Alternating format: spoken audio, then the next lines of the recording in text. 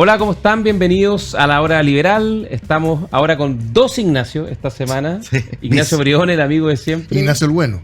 Ignacio el Bueno. Acá no hay bueno y malo. Y el otro Ignacio Walker. ¿Cómo estás, Ignacio? Hola, Walker? Gonzalo, tocayo. ¿Cómo Un placer. estás, Ignacio?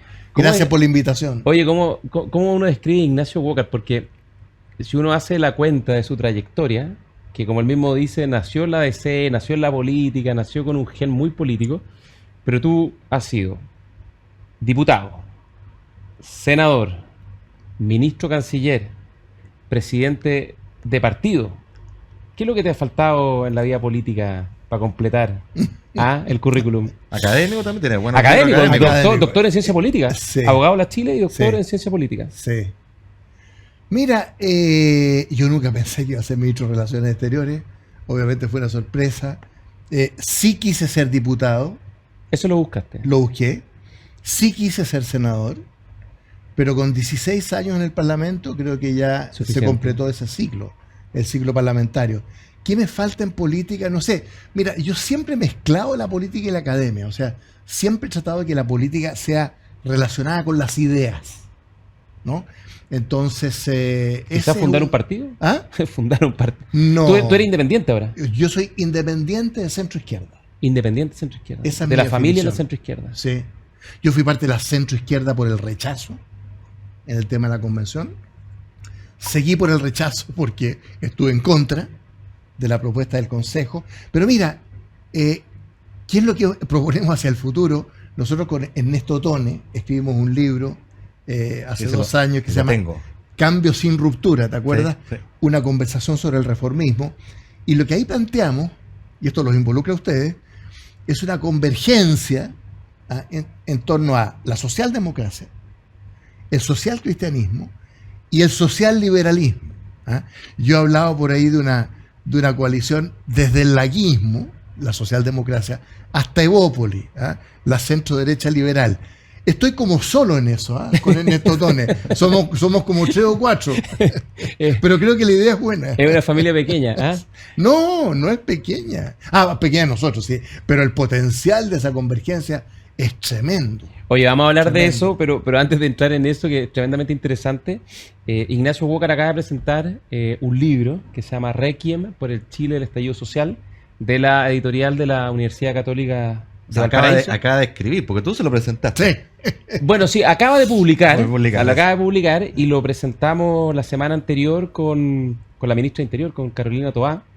Estuvo interesante, estuvo movido también, pero muy buena concurrencia.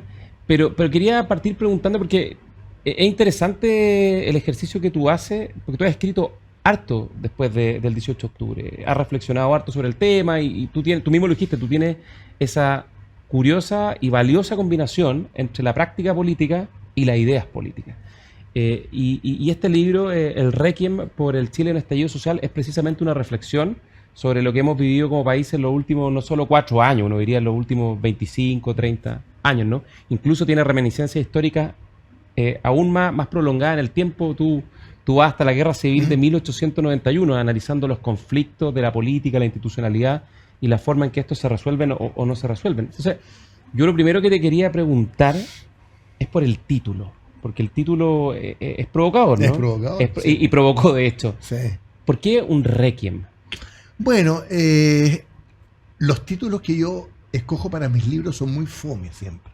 Entonces se los mando a la Sol Serrano para que me ayude a buscar un título.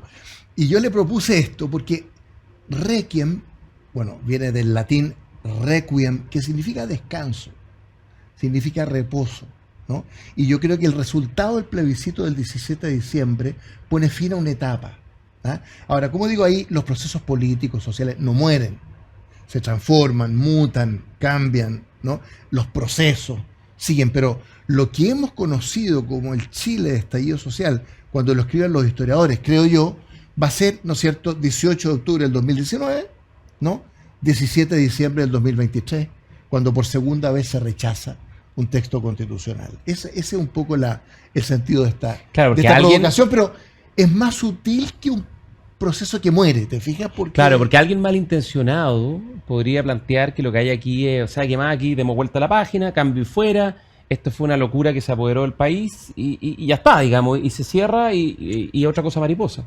Claro, es más sutil que eso. ¿Ah? Un poquito más sofisticado. Por eso recurre a esa etimología. Pero esa sutileza también encierra la parte menos sutil, porque uno puede verlo desde el punto de vista del periodo institucional, o sea, la mirada de este historiador en el futuro que va a decir, acá hay un periodo de 4 años que se abre con el estallido, el plebiscito, los dos esfuerzos constitucionales fallidos, y se cierra, ahí el requiem.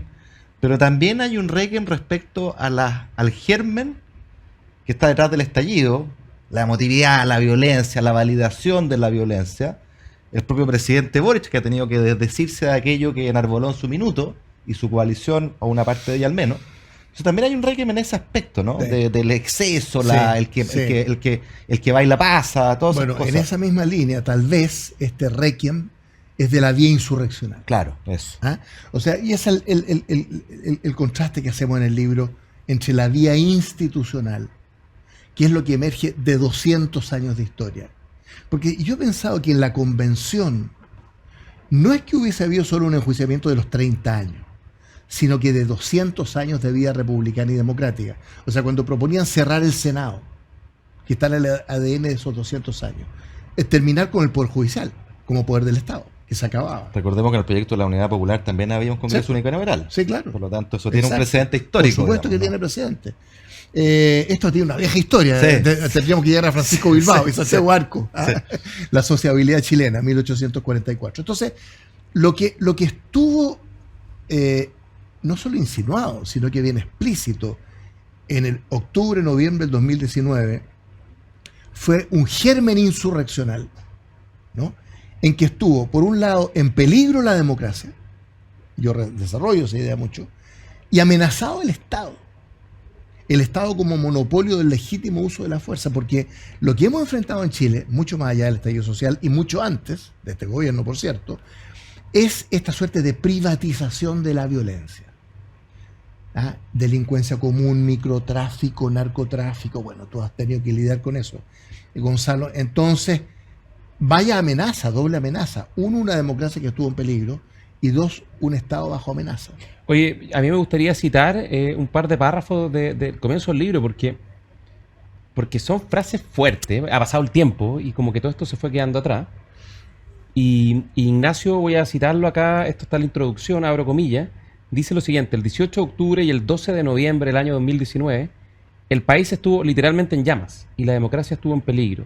No es exagerado decir que Chile enfrentó la posibilidad de una situación pre-revolucionaria de extrema izquierda o pre-autoritaria de tipo fascistoide. Cierro comillas. Yo creo que exactamente eso es lo que ocurrió. ¿Por qué? Porque, y aquí hablo como cientista político, la experiencia comparada, si uno mira estos procesos, ¿no es cierto?, en el mundo, demuestran que la sensación de anomia, de ausencia de norma, el vértigo al vacío de poder que yo llamo, el miedo, la incertidumbre, eso puede conducir a una deriva preautoritaria de tipo fascistoide, está lleno de ejemplos en la historia, pero también prerevolucionaria, ¿no es cierto?, de corte insurreccional. Por eso cuando en la noche del 18 de octubre y al día siguiente, los principales líderes del PC y el Frente Amplio salen a la calle, digo yo, subiéndose al chorro, porque A enfrentar, no fueron ellos, a enfrentar a la Fuerza Armada, todo eso, claro. pero subiéndose por el chorro, porque no era su, bueno, No era su revolución. no pues, con la idea de evasión masiva, estudiante secundario, desobediencia civil, que es desconocer lo que es la desobediencia civil. La desobediencia civil es Martin Luther King, es Nelson Mandela, es Havel, es Gandhi, ¿no es cierto? O sea, no tiene nada que ver con el componente, y renuncia de Piñera, ¿no? Entonces, la deriva insurreccional estuvo insinuada claramente. Oye, hagámosle doble clic a ese punto, que me parece que es súper relevante en dos dimensiones al menos. Acá lo hemos conversado en el programa, pero yo creo que los auditores es importante invitarlos a hacer memoria y también a dar fe o cierta credibilidad a la reflexión que tú haces y también a lo que han señalado diversas personalidades que les tocó lidiar con ese momento tan difícil de nuestra historia democrática, porque creo que vale la pena repetir una y otra vez que en esos días nuestra democracia efectivamente estuvo en riesgo, como tú dices. No es una frase hecha, es cierto. Tú estabas ahí, yo llegué un poquito más tarde como ministro, pero el 12 de noviembre, que fue el día más violento de todo, o sea, estuvimos a esto.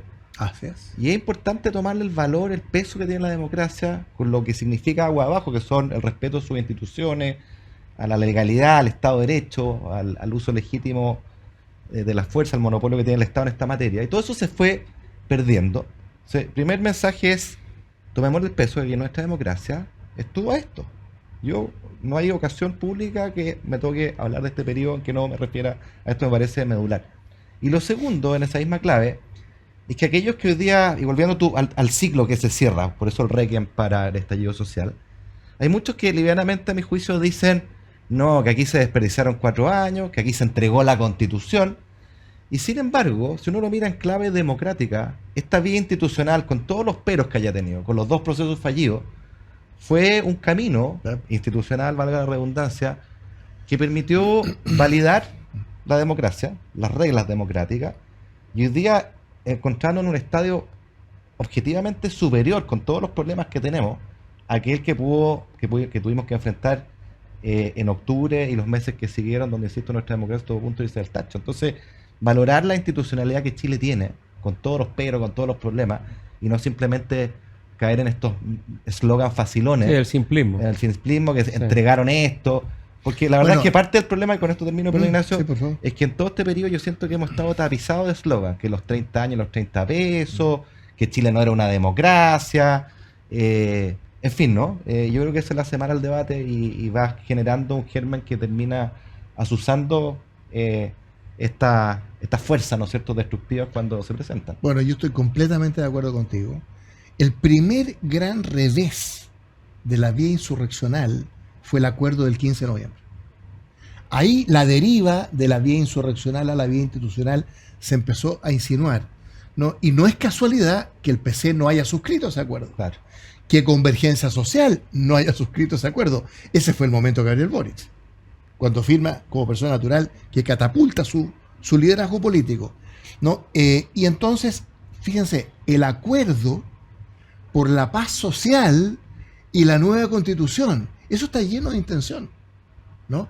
Entonces, quienes se entusiasmaron con la vía prerevolucionaria de extrema izquierda, porque hubo artífices de ese lado que estuvieron en esa línea, ¿no es cierto?, empezaron a sentir que esto se les escapaba de control, ¿no? Y ahí entonces, bueno, y ahí viene la pandemia también, Bueno, el azar. entre paréntesis, También ayudó. desde la izquierda más dura, la crítica que se le hace al acuerdo del 15 de noviembre es que precisamente lo que logró fue sostener al gobierno, a la institucionalidad, Sí, pues, pero obviamente quien obvio. encana es el gobierno. Obvio. Cosa que a mí me parece que es una crítica que es efectiva, ¿no? Claro. Porque lo que hizo ese acuerdo fue sostener la institucionalidad. Y eso es muy importante, porque si se nos quebraba la institucionalidad, la deriva, como tú dices, autoritaria, fascistoide, pre-revolucionaria, nos podría haber llevado a cualquier lado. Bueno, por eso yo digo que estos 4 años no han sido perdidos. ¿Ah? O sea, toda la dinámica de ese acuerdo del 15 de noviembre, hablaremos después, pero el acuerdo unánime de la comisión experta, no, el acuerdo por Chile del 12 de diciembre. De diciembre del 22. Y ahí yo lo digo en el libro, hay que darle crédito a la UDI, RN, Evópoli, porque cumplieron su palabra, en el sentido de continuar con el proceso constituyente, sabiendo que pagaban un costo tremendo por esta oleada republicana. No, el costo ha sido muy grande. Que pagaron la cuenta Sí.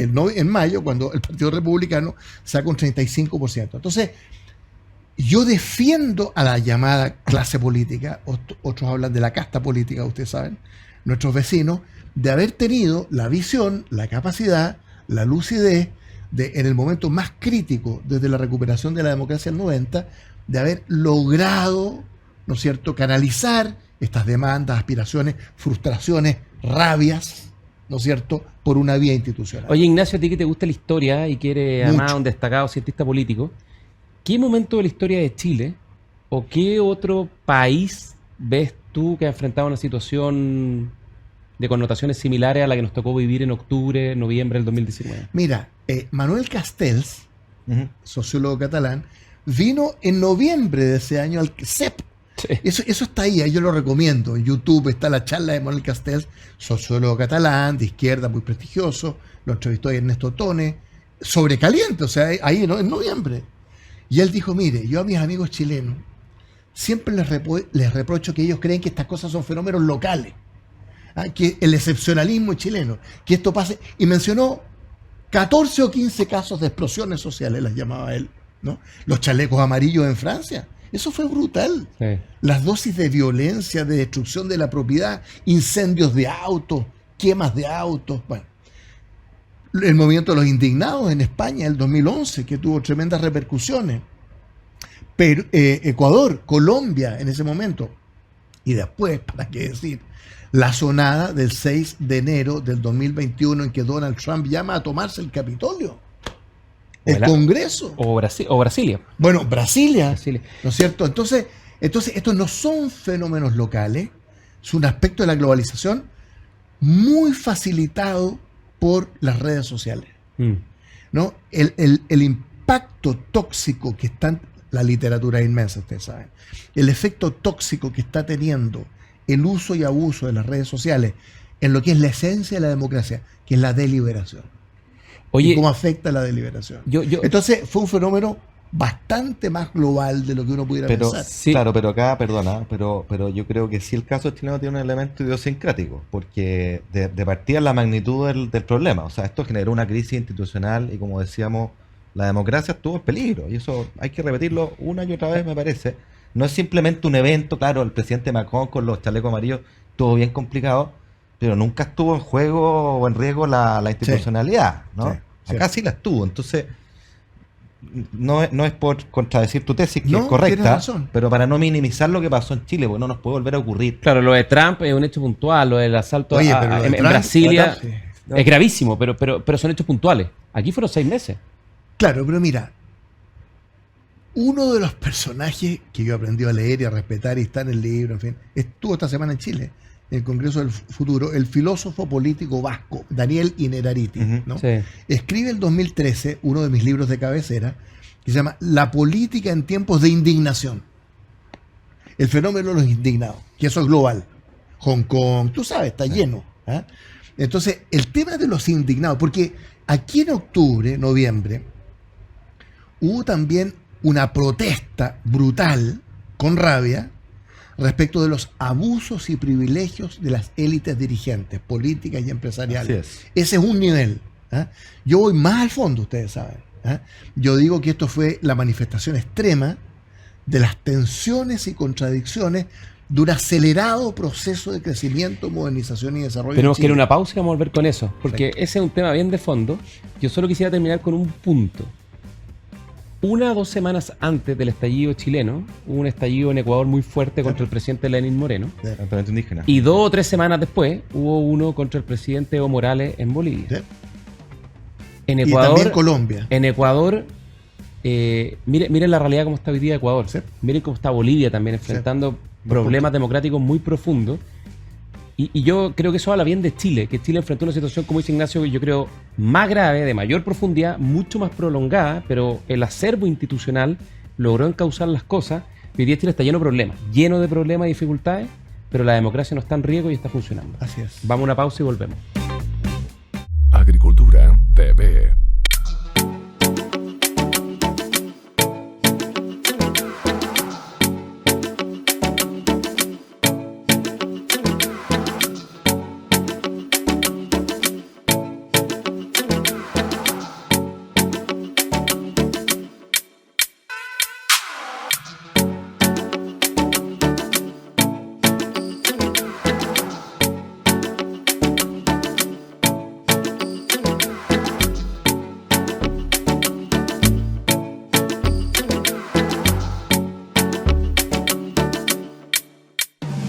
Estamos de regreso a la hora liberal con Ignacio Briones, Ignacio Walker, exdiputado, ex senador, Puro ex. ex canciller, pero gran analista, intelectual y agudo crítico de la realidad política y social de Chile. Y quería retomar en un tema que lo dejamos planteado, que es el otro extremo de la discusión, ¿no? Porque por una parte hay algunos que ven en el estallido de octubre-noviembre algo así como puramente un estallido de violencia y nada más, porque fue gravísimo, eso es indiscutible, la democracia estuvo en riesgo y fue una violencia injustificable y profundamente dañina, grave para nuestra convivencia y lo que significó, ¿no? Pero por lo menos, yo lo vi en tu libro y yo también lo suscribo, yo no creo que haya sido solo ruido y furia, hay algo más. Y yo creo que es importante preguntarse sobre lo que llevó a buena parte de la sociedad chilena a apoyar estos desvaríos, estos desmadres, ¿no? A este millón de personas que se juntó en la Plaza Italia, que puede que haya habido quizás muchas razones equivocadas, pero no creo que todas las razones hayan sido equivocadas. Y tú lo planteas en el libro, hay un desajuste en la sociedad que el sistema político no ha sido capaz de ecualizar, ¿no? De volver a equilibrar. Y eso es lo que te quería preguntar, y si te puedes extender un poco sobre eso. ¿Qué ves tú que hay en el trasfondo, en las corrientes más subterráneas del 18 de octubre y toda esa semana y meses posteriores? ¿Y dónde está el problema que no hemos sabido abordar? Mira, lo que yo insinúo ahí es que, a ver, cuando un país crece durante 25 años, 5% de promedio anual, que es inédito, solo China y la India yo creo que son comparables, reduce la pobreza de un 40 a un 8,6%. Hay distintas formas de medirla, pero brutalmente, ¿no? Entonces, y todo eso en forma tan acelerada, ¿no? Con el trasfondo de un proceso de modernización. Chile ha clamado por modernización por lo menos desde los años 60, desde la reforma agraria. Yo tengo un artículo ahí que se llama Reforma Agraria, una modernización capitalista. ¿Ah? O sea, la incorporación de la tierra al mercado fue una modernización capitalista. Y Chile ha tratado la apertura externa de la economía, bueno, el proceso de modernización. Bueno, ¿y qué es lo que ocurre? Que la modernización es un monstruo de 7 cabezas. Samuel Huntington, el gran sociólogo, en su famoso libro El orden político en la sociedad en cambio, 1968, o sea, el año de los cambios en el mundo, dice, mire, la modernización es disruptiva, profundamente disruptiva. No produce estabilidad, produce inestabilidad. Eso en general. ¿Y de qué depende? De que no sea disruptiva o tan disruptiva, de que las instituciones sepan canalizar, ¿no? Que las instituciones recojan, acompañen los procesos de cambio económico social y permitan entonces crear reglas del juego, canales institucionales para procesar, ¿no es cierto?, este conflicto, porque el conflicto social es inherente a la sociedad. Y ahí fallamos. O sea, hubo un rezago entre las instituciones políticas, ¿no es cierto?, y estos procesos de acelerado cambio económico y social, con un actor fundamental, que ya no es el proletariado, la clase trabajadora, que son los nuevos sectores medios, emergentes, aspiracionales, que surgen de este proceso. ¿Cómo surgen? Producto de su esfuerzo personal y familiar, en las condiciones de prosperidad que crea la sociedad. Pero hay un momento en que esos sectores medios reclaman una cierta provisión de bienes públicos, llamémoslo así, educación, salud, pensiones, seguridad, ¿no? Y que sienten que el mundo de la pobreza y extrema pobreza tiene una red de protección, pero que los sectores medios están muy desguarnecidos, endeudados por el tema de la educación superior, el consumo, etcétera. Entonces, ahí hay Carlos Peña ha escrito mucho sobre esto, Sí. ¿no? Y de cómo la sociedad chilena... El mal del infinito. Oye, pero Ignacio, Creo que la cosa va por ahí en el trasfondo. Ahí hay un punto que te quería plantear, porque yo creo que no es solo un problema de falta de ayornamiento o de falta de actualización de nuestras instituciones políticas. Y económicos sociales, no solo políticas. También las instituciones de la sociedad civil, la cuestión más cultural de fondo. Porque yo creo que lo que diferencia el estallido de octubre y noviembre del 2019 de los anteriores y de otros momentos de la historia de Chile es que probablemente en otra etapa hubiera estado la Iglesia Católica, hubiera estado los sindicatos, los gremios empresariales, y quizá una gran particularidad y diferencia de este momento del estallido chileno es que fue completamente desintermediado, salvo quizás por las redes sociales y por Twitter, digamos. Y por lo tanto, fuimos como una especie de barco mucho más a la deriva porque estaban las velas rotas, el timón estaba quebrado, la tripulación está amotinada, y no había ninguna forma o institución capaz de canalizar y catalizar esta tremenda energía, la entropía que se liberó. Y eso es una cuestión bien particular de los conflictos modernos. Y por ahí llegamos al Frente Amplio. ¿En qué sentido? Carlos Peña, nuevamente, tiene un libro maravilloso.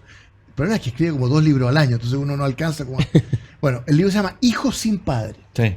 Y la tesis de él es esa. O sea, que todas las instituciones de intermediación, Claro. ¿no? El partido, el sindicato, la iglesia, la escuela, la familia, la familia. están todas como afectadas y en el suelo, Entonces, ante la ausencia de referentes, ¿no es cierto? Además, profesores que no hacen verso de autoridad, padres que no hacen verso de autoridad bien entendida, etcétera.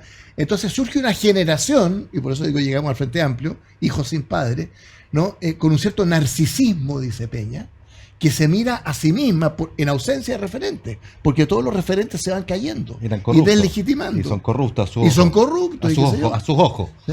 Sí. Oye, pero... Entonces yo comparto tu análisis. Yo quería poner un matiz en la tesis que tú señalabas, que yo comparto, de este malestar producto del éxito, por así decirlo, hasta la famosa paradoja de Tocqueville, ¿no? Pero el matiz, y por lo tanto una clase media que demanda, ¿no es cierto?, mejores, una red de protección, ¿no es cierto?, de asistencia que la cobije. De acuerdo, y no hay que olvidar esa parte. Pero yo tengo un matiz que es el siguiente. Creo que también parte del malestar es que este ciclo de crecimiento acelerado se estancó. Es cierto, durante los 20 primeros años desde el retorno a la democracia, particularmente durante la primera década, que es la década gloriosa, pero a partir del 2013 Chile está estancado en materia de crecimiento. Entonces, cuando tú formas tus expectativas futuras y vienes en una senda de progreso y te proyectas de años adelante, lo haces mirando el ritmo con el que venía. Es como la analogía en una navegación, ves la intensidad del viento que te estaba empujando tu velero y proyectas hacia adelante el trayecto de este velero, pero de repente el viento se acaba, ¿no? Y por lo tanto esos proyectos quedan frustrados, las expectativas de pega, de remuneración, de emprendimiento, en fin, ¿no? O sea, yo creo que eso también tiene que ver de forma importante con el malestar. Aquí viene quizás mi sesgo economista y la importancia que tiene recuperar el crecimiento como uno de los elementos catalizadores de tener paz social, progreso, claro. Y obviamente la política pública, y nos lleva de nuevo a la falla de la política, tiene mucho que decir. Y el problema de la política es que ha sido incapaz de procesar aquello y generar políticas públicas de verdad, de largo plazo, que tiren este carro al desarrollo en un sentido amplio. Yo comparto tu matiz, absolutamente. Yo cito ahí en el libro, cuando vino Christine Lagarde, del Fondo Monetario Internacional, en 2014 a Chile, 2014, hace una década, ella dijo, no refiriéndose a Chile necesariamente, porque no sabíamos la década que venía, pero dijo, mire, el gran peligro de las economías emergentes es caminar hacia la nueva mediocridad. Así lo llamó. La nueva mediocridad. O sea, un camino hacia la nueva mediocridad. Entonces, yo no creo que hacia adelante, hablando de hoy, el peligro vaya a ser un nuevo estallido social, porque son fenómenos que ocurren cada 20, 30 años en los países. Pero sí podemos ir o continuar derecho a la nueva mediocridad. En esta suerte de empantanamiento. La trampa de los países de ingreso medio. La trampa de los países de ingreso medio. Alejandro Foxley ha escrito mucho sobre eso en Chile. Ese trasfondo, o sea, aquí no hay piloto automático del crecimiento. Esto fue política. Fue producto de decisiones políticas, de instituciones, de visión de mediano y largo plazo. ¿Quién piensa hoy día en Chile en el mediano y largo plazo? ¿Dónde está Edgardo Benninger? ¿Quién piensa estratégicamente en el país? Cuando vemos los dimes y diretes de la política, ¿no es cierto?, de todos los días. Entonces, hay un capítulo entero que tú lo citabas, que el programa de Boric y la Prodignidad yo le llamo equidad sin crecimiento. Claro. Y eso no existe. Eso no existe. Oye, porque ahí hay un punto, dos cosas. Uno, que yo tengo la impresión de que la legitimidad de la democracia, porque la democracia no es un sistema dado per se, no está escrito en piedra. Tenemos que cuidarlo y fortalecerlo todos los días porque a veces la democracia cae en la obsolescencia y se puede perder. Y la legitimidad de la democracia yo tengo la impresión en que descansan dos elementos fundamentales. El primero es que es capaz de mantener el conflicto, la violencia, en ciertos rangos acotados, ¿no? O sea, tú dijiste la violencia, el conflicto, es parte inherente de la sociedad. Bueno, el sistema democrático logra darle margen, darle curso y fijar ciertas reglas que la mayor parte de las personas sigue. Pero lo segundo es que es un sistema que es una buena alternativa para producir progreso y bienestar. O sea, en el fondo esta idea de, como la bandera brasileña, ¿no? Orden y progreso. Sin orden, es puro positivismo decimonónico, orden y progreso. Exactamente, pero si no hay orden, buena parte de la sociedad va a estar dispuesto a sacrificar las reglas democráticas. Y si no hay progreso, probablemente también vamos a estar dispuestos a agarrar a palos, digamos, el vehículo o el motor porque simplemente no funciona, no avanza. Y yo creo que esa es parte de los problemas más de fondo que tiene hoy día Chile, que la variable o la dimensión del orden se ha debilitado mucho, orden en el sentido de la convivencia pacífica, no el autoritarismo, y la capacidad de generar progreso está muy debilitada. Tan cierto es eso que Bueno, los famosos 25 años. Digo 25 porque están los 20 en la concertación y el primer gobierno de Piñera, Eugenio Tironi escribió una columna en su momento diciendo que era el quinto gobierno de la concertación. Bueno, pero hubo una cierta continuidad Sí. al final, de país, de Estado, de visión estratégica, de mediano y largo plazo, en que supimos conciliar todos estos elementos. Sí. O sea, el tema seguridad, bueno, en Chile hubo un secuestro en 20 años. Claro. Se desarticuló el Frente Manuel Rodríguez, la Melissa Rodriguista, el Lautaro. Con el apoyo firme de la oposición. Lógico. Claro, pero si estamos hablando del país, del Estado, de gobierno y oposición. Exactamente. ¿No? Entonces hubo esa dimensión, hubo problemas de delincuencia, en fin, ya estaban insinuados, pero hubo un control sobre la variable de seguridad. Bueno, hubo democracia, nada menos, el tránsito de la dictadura a la democracia, que tampoco fue con piloto automático, porque eso fueron decisiones estratégicas. Tengo otro libro por ahí que se llama Pasión por lo posible, Elwin, la transición y la concertación, ¿no? Y hubo crecimiento, y crecimiento con equidad, Epa. porque van de la mano, ¿no? El 80%, tú eres economista, de la reducción de la pobreza es el crecimiento. Arellano dice 90%, otros dicen 70%, pero por ahí. Pero por ahí es importante. Pero por ahí. Cortázar dice 80. Claro, claro. Entonces, uno dice, bueno, tu pregunta es, ¿qué pasó? El 2013, 14, lo que siguió, y que se fue perdiendo esta capacidad. Porque fíjate que cuando creamos la nueva mayoría, yo era presidente del partido, y no soy de los que reniega, yo me hago cargo. Ahí escribí otro libro que se llama La nueva mayoría, reflexiones sobre una derrota, ¿no? Cuando creamos la nueva mayoría, suscribimos una declaración a petición nuestra, como desee, los 7 presidentes de partido, en marzo, la primera semana de gobierno, diciendo, este es un acuerdo político programático para apoyar al gobierno de la presidenta Bachelet. Como decía Gutenberg Martínez en su momento, tenía fecha de vencimiento, era por un gobierno. Entonces, nosotros mismos dejamos de plantear una alternativa de mediano y largo plazo, en un sentido estratégico.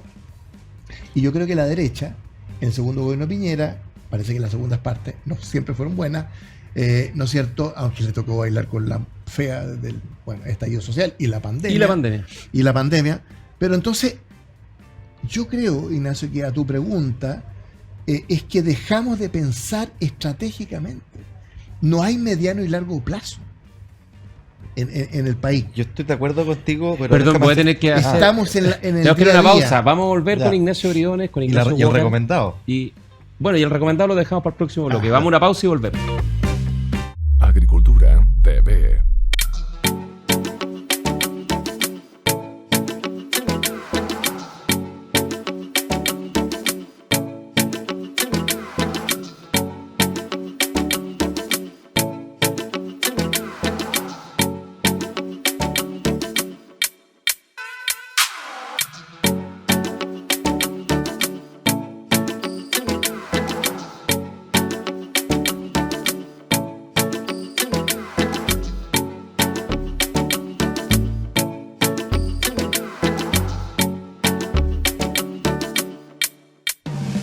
Estamos de regreso en la hora liberal con Ignacio Briones, Ignacio Walker, hablando de su libro Requiem por el Chile, un estallido social. ¿Ya está en librería?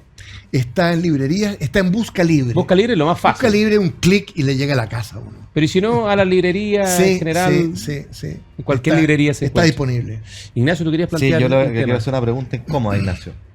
En esta, porque yo concuerdo, esta falta de mirada estratégica, de pensar a largo plazo, y la prueba está en que en la última década, en gobiernos de distintos signos, no hemos tenido grandes reformas ni sociales ni económicas. Entonces es imposible esperar resultados distintos sin buenas reformas que pongan el acento en el largo plazo. La marca de los 20 primeros gloriosos años del gobierno de la concertación en particular, es que hubo grandes acuerdos para grandes reformas que le cambiaron la cara a Chile. Si esa es la verdad, o sea, nunca había un periodo de la historia mejor que ese, en lo económico y en lo social, y eso es una invitación a pensar en que los buenos y grandes acuerdos son fundamentales, son condición de posibilidad para tirar carro al desarrollo. Entonces, en ese diagnóstico de falta de mirada estratégica, yo te quería hacer la siguiente pregunta autocrítica. Yo tengo la sensación de que parte de la pérdida de mirada estratégica tiene que ver con la renuncia que buena parte de la concertación hizo de lo que aquellos mismos empujaron, forjaron,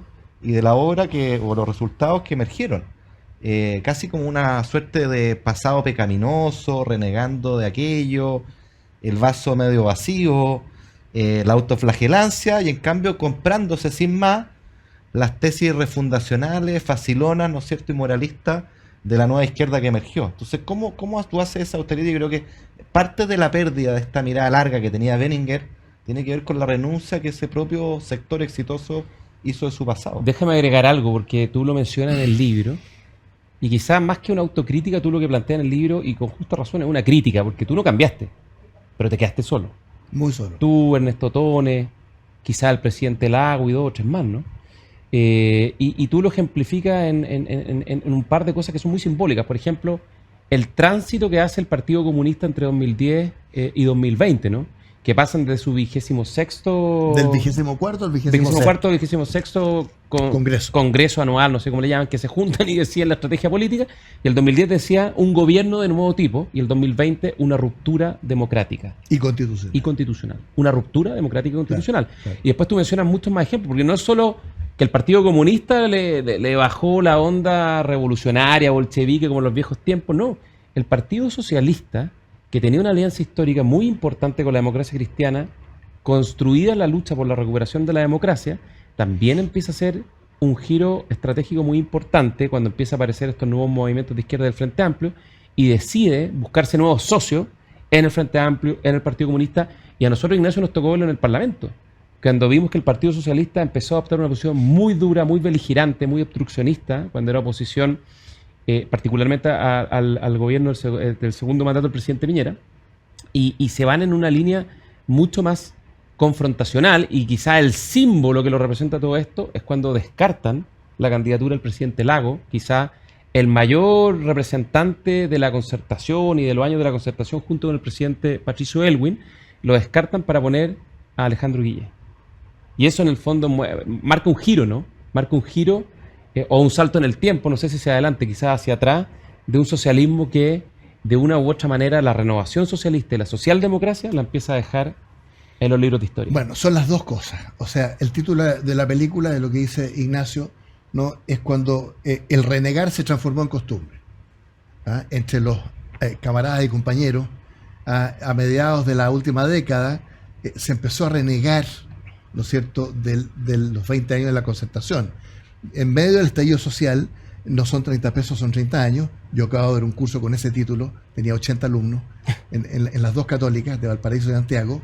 En medio del estallido, cuando yo vi que los líderes, compañeros y camaradas míos empezaban, perdón de nuevo, a subir por el chorro y a repetir esta consigna, no son 30 pesos, son 30 años, yo mandé un tuit. Yo no era muy bueno para tuitear, pero mandé un tuit, ¿no?, diciendo: les recuerdo a mis camaradas y compañeros que hemos gobernado 24, sumando la nueva mayoría, de los últimos 29 años.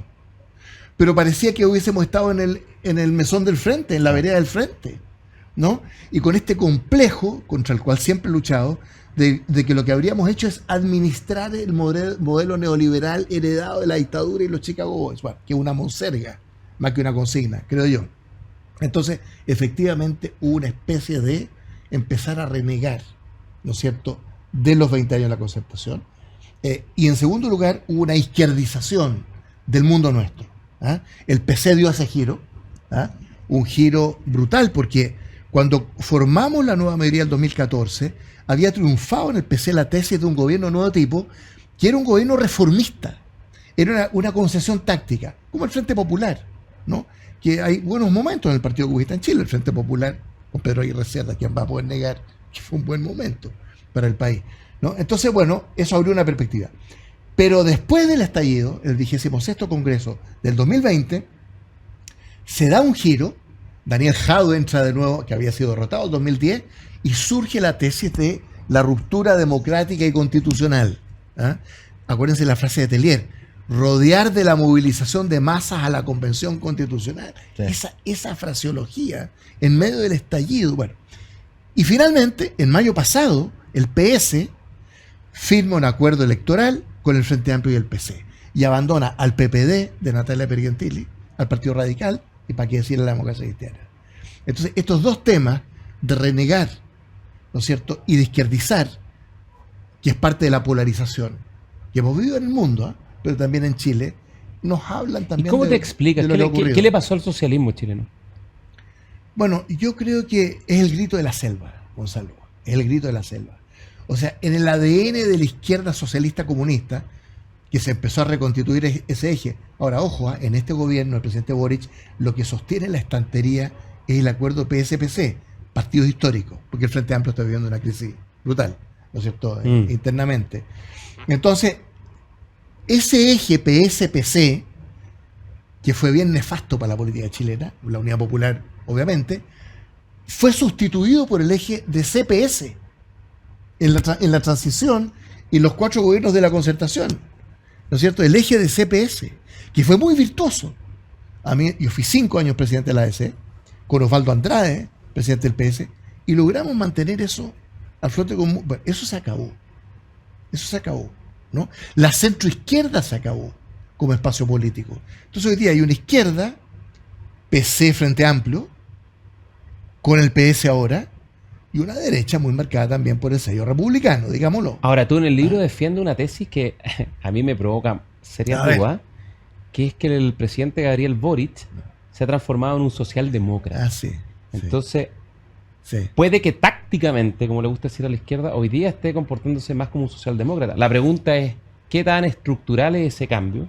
Esto de gobernar con los militares de la Araucanía, hacer acuerdos con Soquimich y Julio Ponce Lerú, el entender que la economía necesita responsabilidad fiscal, que hay que hablar de un pacto pro crecimiento más que de reformas tributarias que ahogan la inversión. Primero en él, digamos, yo me gustaría que si estuviera acá preguntarle, ¿usted se siente un socialdemócrata? Probablemente no creo que lo ratifique, pero segundo, ¿quiénes conforman la orquesta? Pero mira, descontando a Mario Marcela, Carolina Toá y esa gente. Es que el descontándolo, la orquesta, los músicos, yo no creo que sea muy cuidado con el socialdemócrata. descontándolo, porque Carola Toá es la jefa política del gabinete y Mario Marcela es el jefe económico del gabinete, y ambos nombrados por Gabriel Boric. Pero, Ignacio, pero eso va a pasar. Déjame ¿Qué va a contestar. pasar con Apruebo Dignidad y su líder fundamental, que es Gabriel Boric? Sí. Acuérdate que hay un capítulo entero que se llama Refundación, el ADN del Frente Amplio. O sea, en el ADN del Frente Amplio estuvo la refundación. Ahora, cuando pierde Boric en primera vuelta, porque no ganó, perdió. Ganó Kast por 3 puntos. Sí. ¿No? Hace un giro Gabriel Boric y por eso tiene dotes de líder político. Pero ¿cuánto es táctico y cuántos cambios de ADN de verdad? Voy para allá. Es las dos cosas, yo creo, ¿eh? Es táctico y estratégico. ¿Cuál es el giro? Que del proyecto refundacional, programa de gobierno Equidad sin Crecimiento, le llamo yo, ¿quién le escribe el programa en la segunda vuelta? Andrea Repeto, Roberto Saller y Eduardo Engel. Y él le pone el timbre Boric presidente sin convocar a ninguna asamblea para ratificar aquello. Y en esa campaña, él dice, yo no le tengo miedo al concepto socialdemócrata, ¿no? Bueno, pero historia corta, hoy día, al cumplir casi 2 años del gobierno, este es un gobierno revolucionario, refundacional, no, es reformista. Pero apoyó la convención constitucional que bueno, socialdemócrata lo digo no en el libro, no tenía nada. Lo digo, ellos dijeron, nosotros vamos a ser reformistas, pero el afán refundacional va a estar en la convención. O sea, la pregunta de fondo, y yo te quiero llevar la pregunta para el futuro, porque esta descripción que estamos haciendo es una descripción factual, que ilustra bien los problemas que tenemos, la falta de reforma, pero en esta vuelta mirada a largo plazo, bueno, con estas players, con estos actores y con esta estructura de distribución de los actores, hay posibilidad de mirar largo, es la pregunta, y una parte de la respuesta a la pregunta es si acaso este giro que ha tenido el presidente, uno, si es representativo de Apruebo Dignidad, y dos, si es permanente, es decir, el día de mañana, si están en la oposición, vuelven a la lógica refundacional y se olvidan de lo táctico porque ya no son gobierno, o en realidad la parte más socialdemócrata, más estructural, más de ADN, bueno, perdura. Ahí llegamos al fondo no solo del libro, sino que de la política.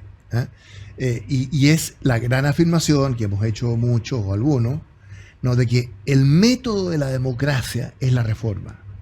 No la revolución, no la refundación, no la involución ultraconservadora del Consejo Republicano, sino la reforma. Entonces, el reformismo es una buena palabra. Mira, Ignacio, Gonzalo, la política es un proceso de aprendizaje.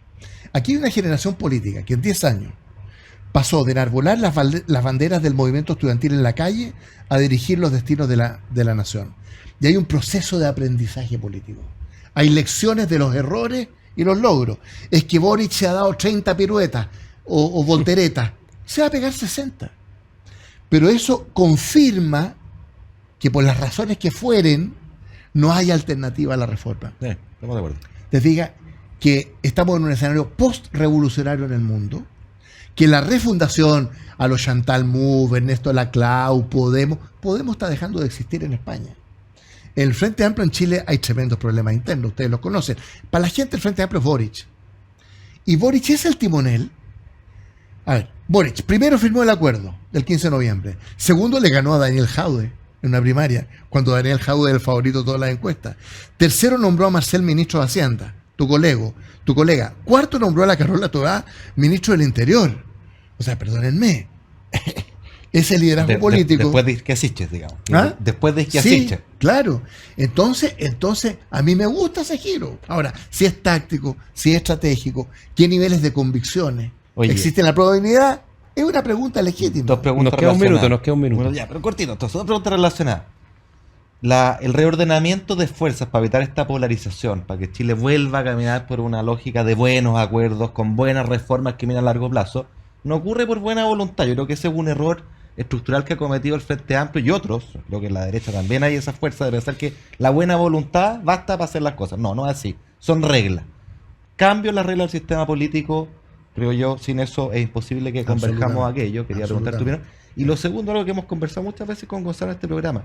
Solemos echarle toda la culpa, y parte de la responsabilidad obviamente está ahí, a los políticos, pero ¿qué responsabilidad tiene la ciudadanía? Si la ciudadanía finalmente vota por los extremos que le ofrecen, ¿no es cierto?, el mundo mágico que nunca existe, Frente Amplio, los sueños refundacionarios o refundacionales, y también por los otros extremos. Entonces, recordemos que en el octubrismo famoso, digamos, parte de tu libro, el 70% de la ciudadanía comulgaba con las causas y la violencia incluso que ahí detrás estaba, y después la misma ciudadanía vota republicano. Entonces, creo que también hay un mensaje de responsabilidad del votante, del ciudadano. Partamos por esto último. Yo tengo un amigo que hace encuestas, un tipo serio, no lo voy a nombrar, muy serio, conoce las encuestas, y en octubre, noviembre, no se atrevió a publicar una pregunta que demostraba la justificación de la violencia en la gente en ese momento. Mira que el estado de naturaleza, como dices tú en el libro. Claro, el estado de naturaleza, los instintos animales. El hombre es el lobo del hombre. El hombre es el lobo del hombre, la guerra de todos contra todos. Claro. Entonces, en contextos de anomia, de incertidumbre, de rabia, confluyen estos instintos básicos, ¿no es cierto?, que pueden ser muy perversos. Pero la ciudadanía, es que la gente es muy sabia. Porque la ciudadanía, ¿qué dijo? Cuando llevamos esto al tema constitucional, la vía institucional, dijo, mire, sí, yo quiero una nueva constitución, 78%, ¿no? Y con una nueva convención. Y después dijo, mire, esto no. Esta propuesta refundacional, partisana, programática de la convención, no, el rechazo. Y después dijo, mire, esto tampoco. Esto que, perdónenme, pero que llevaba el sello del Partido Republicano, ¿no? Entonces, ¿qué está diciendo la gente? Que también tiene su aprendizaje. La gente está diciendo, mire, ¿sabe qué más? En el tema constitucional vamos a trabajar sobre la base de la Constitución actual. Y las reformas que se pueden introducir con las reglas que tenemos. Al Congreso. Lógico. Bueno, y el primer aspecto, Ignacio. Oye, es que nos vamos a tener que ir. Perdón. Me están retando. Ya, listo. Pero la vuelta larga. No, el tema de las reglas del juego y el sistema electoral. Pero ahí estamos todos de acuerdo. Lean el libro de Ignacio Walker. La vuelta va a ser un poco más larga. Pero este país. Gran libro, La Vuelta Larga. Pero este país todavía tiene muchas cosas valiosas, cosas por las cuales vale la pena jugárselo. Oye, antes de irnos, ¿algún libro de verano que le quieras recomendar a la gente? De todas maneras, ¿Qué estás leyendo? Maravilloso. De Alexander von Humboldt, La invención de la naturaleza. Sí, lo es que es un libro sobrecogedor, ¿no? Eso. La invención de la naturaleza. Es increíble. Alexander von Tú lo leíste. Sí, de Alexander von Humboldt. Nos tenemos que ir. Bueno, muchas gracias, sobre Ignacio Humboldt. Briones, Ignacio Walker. Nos vemos la próxima semana a la hora liberal. Muchas gracias. Chao.